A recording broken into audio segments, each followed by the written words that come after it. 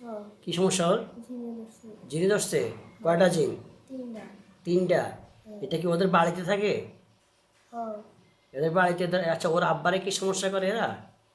না আচ্ছা, ওইটা শুধু ওরই সমস্যা করে না আর অন্য কারো করে? অন্য কারো করে না। শুধু ওরে করে? হ্যাঁ তো ওরা কোত্থেকে আসছে? ওদেরকে ধরে নিয়ে আসেন তো, ওদেরকে ধরে নিয়ে আসেন। আনছেন? হ্যাঁ। আচ্ছা, ওদেরকে আমার সাথে কথা বলতে গেলেন। আসসালামু আলাইকুম। উত্তর দিছে। না এই তোমরা কোন ধর্মের? হিন্দু। হিন্দু। তোমার বয়স, তোমাদের নেতা কি? নেতার সামনে পড়াও। তোমাদের মধ্যে নেতা বা লিডার কে, তার সামনে পড়াও। পাঠাচ্ছি সামনে।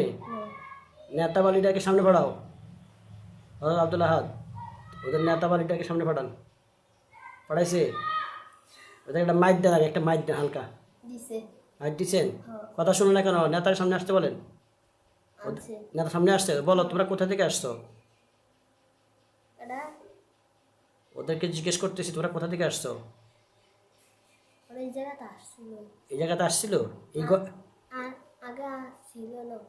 এই ঘরে ছিল? না। তোমাদের বাড়িতে ছিল? হ্যাঁ এটা কি ওদের বাড়ি? হ্যাঁ এখানে ওদের বাড়ি ছিল?